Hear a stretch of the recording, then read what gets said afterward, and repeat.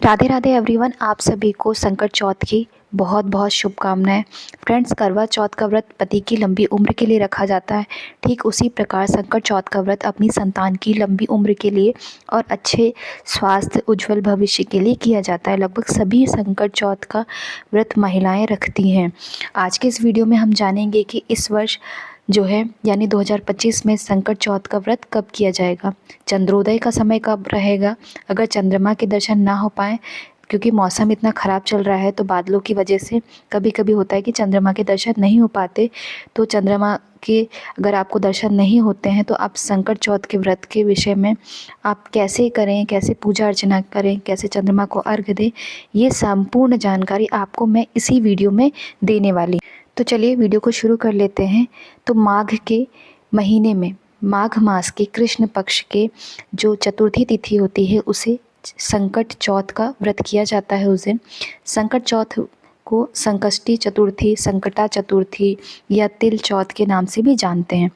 इस वर्ष 2025 में संकट चौथ का व्रत 17 जनवरी को किया जाएगा।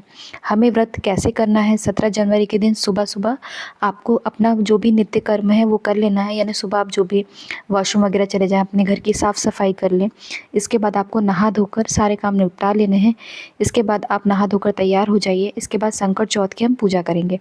तो देखिए, पूजा विधि आपको चैनल पर मिल जाएगी। मैंने विधि डाल दी है। इसके बाद आप उसी हिसाब से आप पूजा कर लीजिए।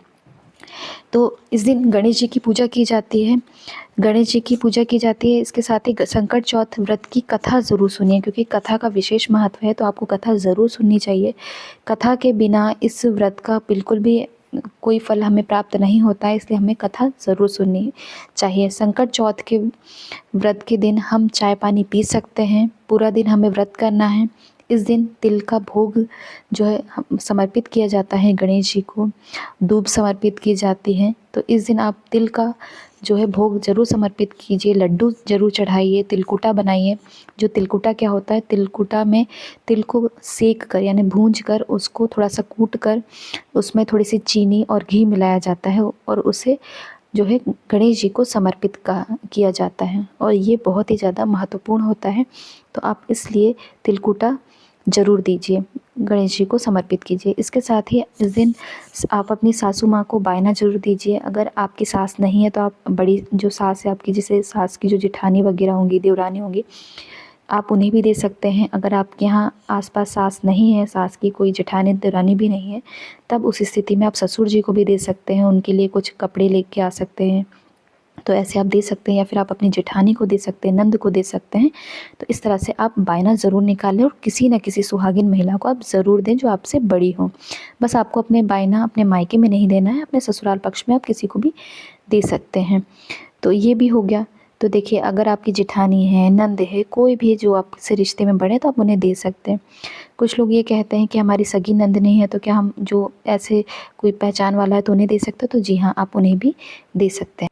इस दिन देखिए पूरा दिन जो है व्रत किया जाता है। इसमें फलाहार नहीं किया जाता है। आपके अगर फलाहार किया जाता हो तो आप कर सकते हैं, हमारे यहाँ नहीं किया जाता है। इस दिन आपके घर वालों के लिए भी आप सात्विक भोजन बनाएं, बिना प्याज लहसुन का खाना बनाएं और जो तिलकुट आपने बनाया वो तिलकुट खाना है।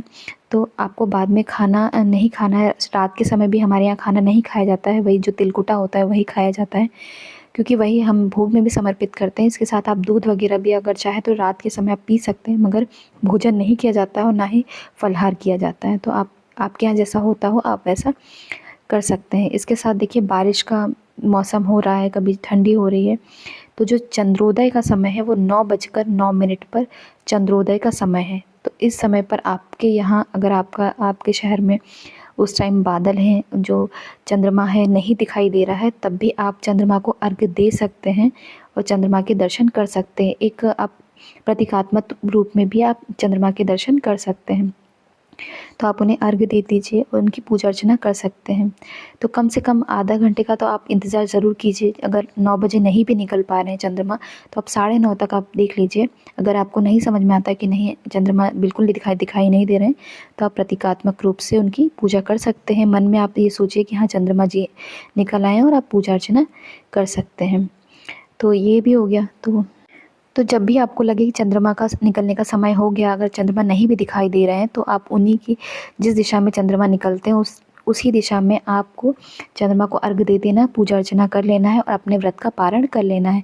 यदि आपके घर में कोई बीमार है, कोई ऐसा महिला है कि आप उनका व्रत है या आपका खुद का भी व्रत है और आप बीमार हैं, आपको लगता है कि मैं बिना कुछ खाए बिना नहीं रह सकती हूँ, उस स्थिति में आप फलाहार वगैरह कर सकते हैं। फ्रूट्स वगैरह आप कुछ भी जो आपके पास हो, ड्राई फ्रूट्स वगैरह आप वो भी खा सकते हैं। अगर आप प्रेग्नेंट हैं तो आप फल वगैरह ज़रूर खाइए। आपके आसपास कोई प्रेग्नेंट है तो अगर उनका व्रत है तो आप उन्हें भी ज़रूर कहिए कि आप वो थोड़ा सा फ्रूट्स वगैरह, कुछ ड्राई फ्रूट वगैरह ज़रूर खा लें, दूध वगैरह पी लें, चाय वगैरह वो पी सकते हैं। ऐसा कुछ नहीं, अगर आपको दिक्कत परेशानी तो आप ऐसा बिल्कुल भूखे रहकर आप व्रत मत कीजिए, क्योंकि बाद में आपको दिक्कत होगी।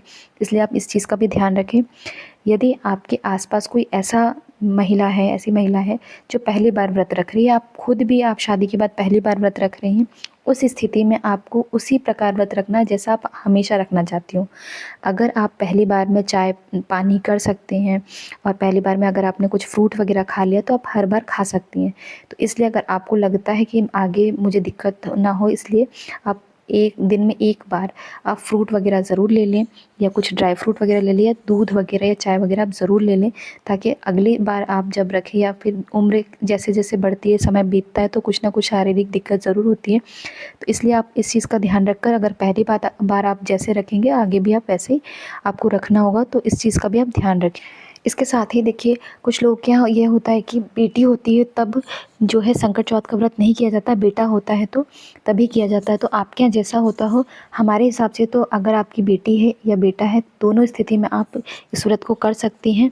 लेकिन अगर आपके यहाँ रीति रिवाज कुछ अलग है तो आप अपने घर परिवार के हिसाब से ही करें। और इसके बाद कुछ लोग का ये रहता है कि शादी के तुरंत बाद अगर वो प्रेग्नेंट है तो भी वो अपने बच्चे की लंबी उम्र के लिए इस व्रत को रखना चाहती है, तो आप ऐसे भी रख सकते हैं।